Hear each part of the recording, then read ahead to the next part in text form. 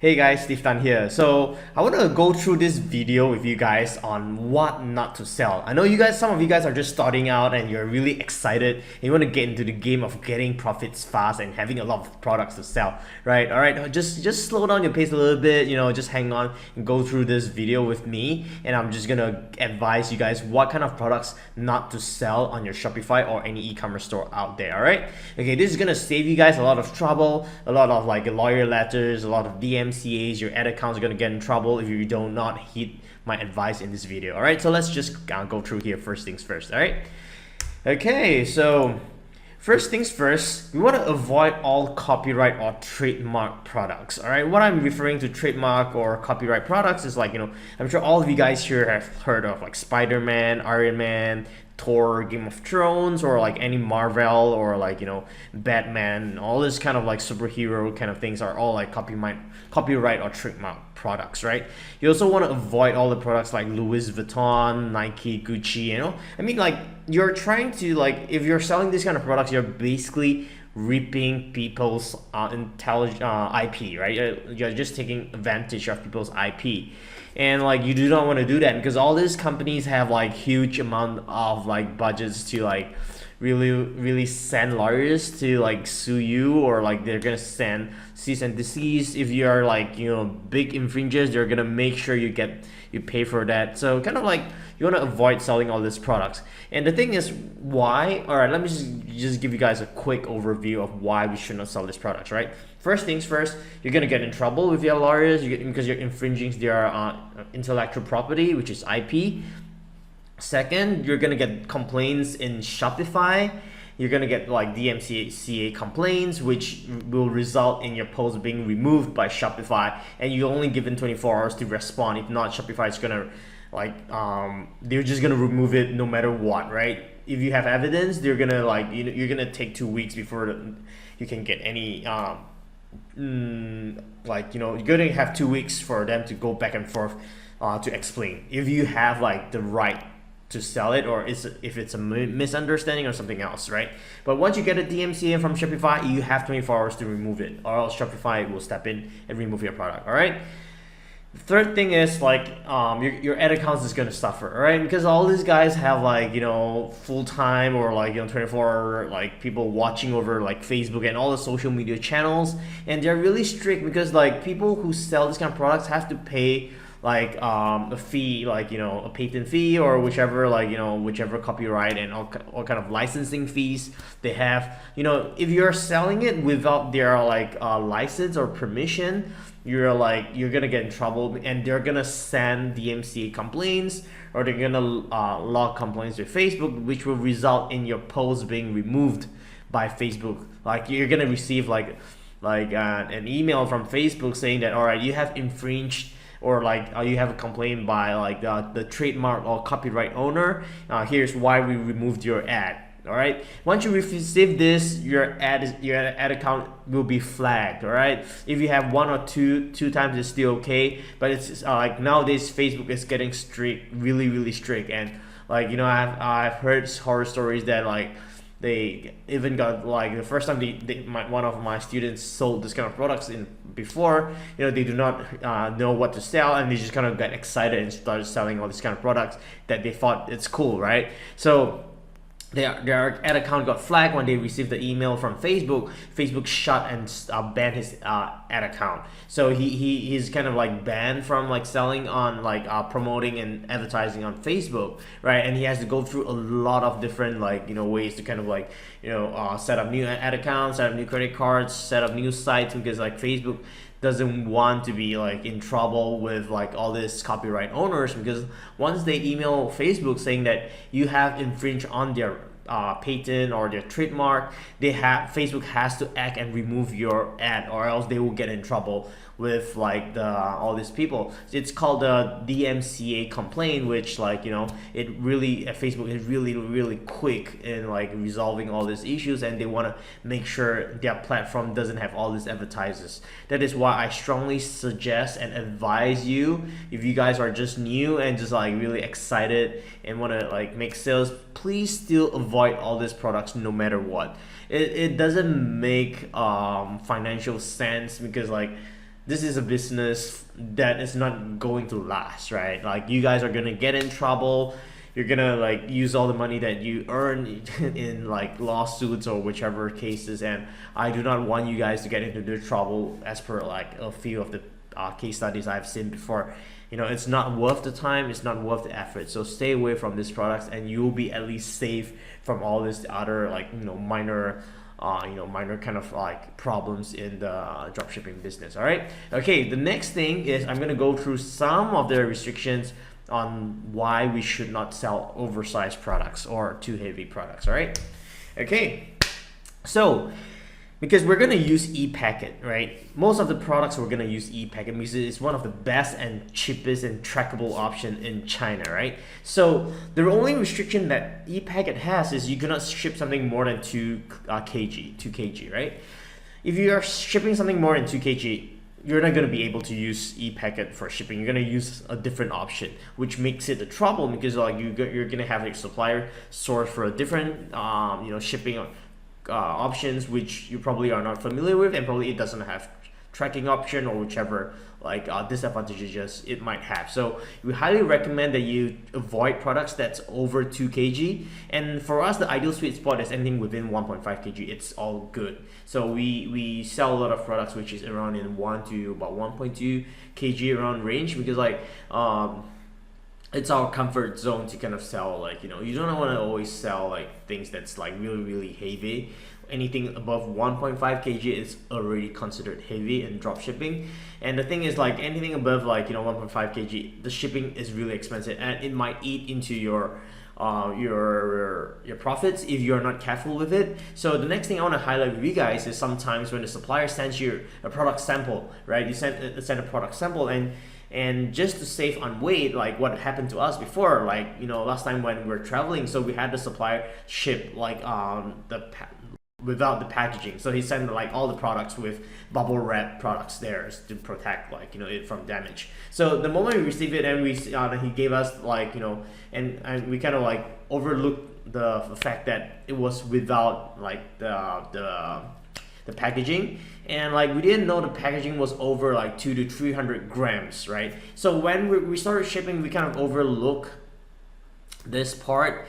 I know we have people in place, but we didn't have like the right people kind of like making sure that this product is within the 1.5 kg. So we kind of the product was around 1.4 kg, and the packaging was around 300 grams. So it exceeded our like sweet spot of 1.5 kg. And the thing is, we didn't like what's that word? We didn't like budget in the amount of like, because we're offering free shipping for this product, right? So in terms anything that's above 1.5 kg, it's coming out of our own pockets, and this is a 7-figure product we're selling. And so 200 grams in huge volumes, it's like easily accounts for 6 figures in savings that we could have saved if we're careful in making sure that the total weight includes the packaging. So this is a six-figure mistake on our end, multiple 6 figure. I think we lost like a few $100,000 from this. So I want to make sure that you guys kind of like be careful of this, because like if you oversee this, the supplier or your like your 3PL doesn't care. All he cares is like he has successfully shipped out this product for you, and whatever weight it is, it's your responsibility to know that this is the net weight including the packaging. All right, so make sure that when you check with your supplier, make sure you know like the product weight and also you know the packaging weight. So sometimes if you feel that the packaging is like way too bulky for this kind of product, you could actually request your supplier to kind of come up or design a lean kind of packaging for you, so you could save all this money. Whatever is saved in shipping and in this stage is all going to be in your net profit. So make sure you do not overlook this part of the equation. All right. Okay, so you want to make sure that your longest side of your packaging does not exceed 60 cm. Sorry, I'm so sorry. All right, does not exceed 60 cm, because like anything that exceeds 60 cm is considered like exceeding ePacket's restriction, so you will not be able to ship this kind of product. So from there, it's hardly possible to kind of like get to that size if you kind of like just follow my checklist in this, like within 1.5 kg and all this kind of stuff. There's different restrictions for like rolled products, but I'm not gonna cover here because like it's not common unless you're selling canvas products. But usually canvas products, it has like a way slightly bigger restriction of more than 60 cent. But just check with the supplier. They're gonna be more experienced in terms of like, you know, all this shipping sizes and restrictions. All right. Okay, so the next thing I want to cover as well is what kind of products you should avoid, because like ePacket or a lot of shipping couriers is not going to be able to like cater for them. That would be all these products. All right. Shipping limitations. Liquid or creams. Creams, it's really borderline. You kind of like sometimes you can get away with like, you know, really small like, you know, cream products, but I've kind of like tested this sometimes, and like, you know, sometimes it goes over it, they allow it, sometimes they don't allow it. You need to have like, you know, you have to work with different shipping companies in order to, if you want to ship cream products. Liquid is like, you know, a big no. It's kind of like 100%, it's not going to make it. Cream products, you know, it's like a 50-50. If your shipping company has like, you know, like your logistics or 3PL company has a sufficient experience, they could easily refer you a few more companies that would be able to do cream products, but it's not like, you know, in big volumes, like, you know, a few kg. So anything like, you know, few hundred grams, it's still possible with cream products, or but anything that's like pure liquid, it's like, it's really hard. Okay, portable mobile chargers, like there's a lot of countries that doesn't like a lot of shipping restrictions to a lot of countries using like ePacket for mobile chargers. So basically you have to use like there's a few other options like Singapore Post or like China Post that has no tracking that allows like mobile chargers, but the shipping times are really long. So I kind of like try to stay away from this kind of products, because like anything that takes more than like 60 days or like 50 or like 2 months or 1.5 months to reach customers, it's really hard to like justify the consumer. So I would avoid this kind of products, because like it doesn't make sense to wait that long to buy this kind of product. Okay, anything that's like firearm or replicas or guns or anything, you cannot ship them by like shipping companies like ePacket. All right, magnetic products as well. So there's like, you know, sometimes even with the like, because all the packages have to go through like you know, safety check machines in like, you know, DHL or all these big customs, like they have all these machines that they scan the products for like all this kind of like firearm, magnetic products, powder and all this. So if you have magnetic things inside the product, it might get flagged and your parcel might be returned to like your supplier. Okay, so make sure you are careful with that as well. Okay, anything that's fragile, anything that's like glass, ceramics, like vase, like plates, you know, I know there's a lot of really beautiful products that's manufactured in China, but if you are gonna ship this product, it's gonna result in, I'm just gonna be blunt here, it's gonna result in a lot of returns, a lot of complaints, a lot of chargebacks, because like, look at how ePacket's big, man. Like, what's the volume of ePacket moving out of China every single day? Excuse me.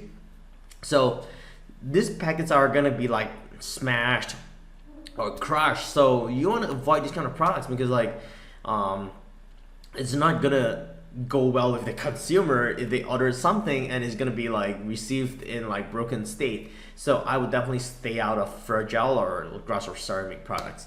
And the last thing I would stay out will be powder products, because it would not pass like the shipping companies. I do not know why, but it's just that it doesn't like go well with them. So these are usually the top list of like restrictions that like my suppliers or my shipping partners would tell me to avoid. So here it is, like before you guys start going crazy on product research, you know, like just make sure that it kind of like stays out of all this trademark products, luxury products, all this shipping limitations, size restrictions. Kind of make sure you have like all these things reviewed and kind of go through before you start going like super crazy and intensive into your product research. All right guys, hope you guys enjoyed this video, and make sure you spend some time in like going through all this list or having your VA, you know, you give them this like, you know, just write down all this kind of like details for your VA, have them like study this or have this in like a file or like a text file telling them what not to